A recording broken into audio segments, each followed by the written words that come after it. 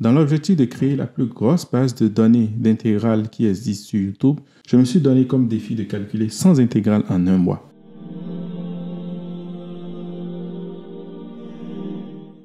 Et cette intégrale, l'intégrale de x tangente au carré de x dx, est la 36e intégrale. Si vous voulez voir une de vos intégrales apparaître, laissez-moi cela en commentaire et je le traiterai bien sûr. Donc ici, on nous demande d'utiliser la technique d'intégration par partie pour calculer l'intégrale de x multiplié par tangente au carré de x dx. Pour cela, je vais utiliser la technique LIAC. Et cette technique LIAC me dit quoi? Elle me dit juste quelle fonction est-ce que je dois dériver et quelle fonction est-ce que je dois primitiver. Donc ici, j'ai deux types de fonctions. Une fonction de type algébrique et une fonction de type trigonométrique. Donc, je dérive toujours la fonction qui arrive en premier en suivant l'ordre des lettres qui apparaissent ici. Puisque j'ai A qui apparaît avant T, alors ça veut dire que je dois poser U qui est égal à X et V' qui est égal à tangente au carré de X.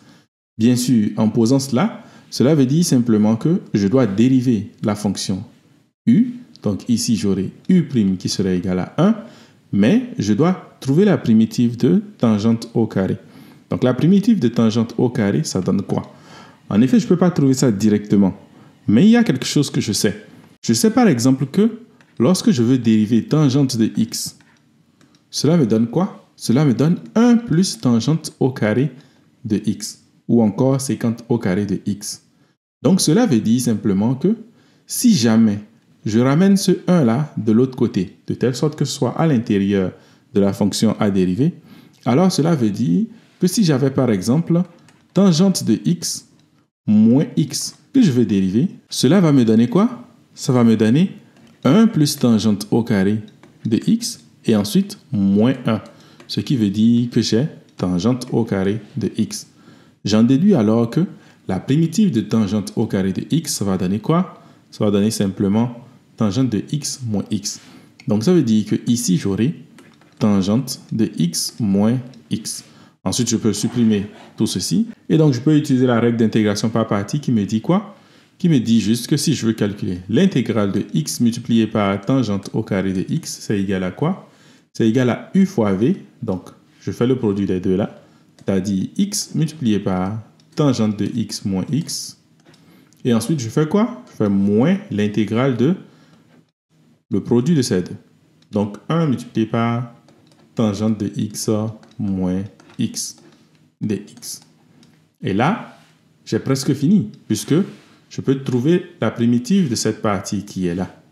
C'est égal à quoi? En effet, je vais séparer cela en deux et dire que j'ai x multiplié par tangente de x moins x, et ensuite moins l'intégrale de tangente de x dx plus l'intégrale de x dx. Donc, la primitive de tangente de x est égale à quoi? Pour trouver ça, il faut juste réécrire tangente comme étant sinus de x divisé par cosinus de x dx. Et de l'autre côté, ceci, ça va me donner simplement une demi de x au carré plus une constante. Et ensuite, il faut simplement remarquer que la dérivée de cosinus de x est simplement égale à moins sinus de x. C'est-à-dire que, au final, j'aurai ceci qui sera égal à x multiplié par tangente de x moins x au carré. Et après ça, j'ai plus le logarithme népérien de la valeur absolue de cosinus de x plus une demi de x au carré plus une constante.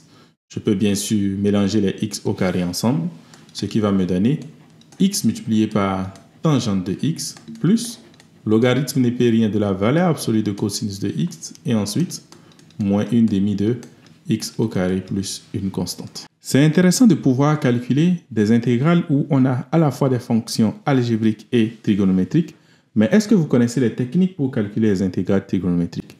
Vous pouvez regarder par exemple cette vidéo où je calcule l'intégrale de sécante de x dx.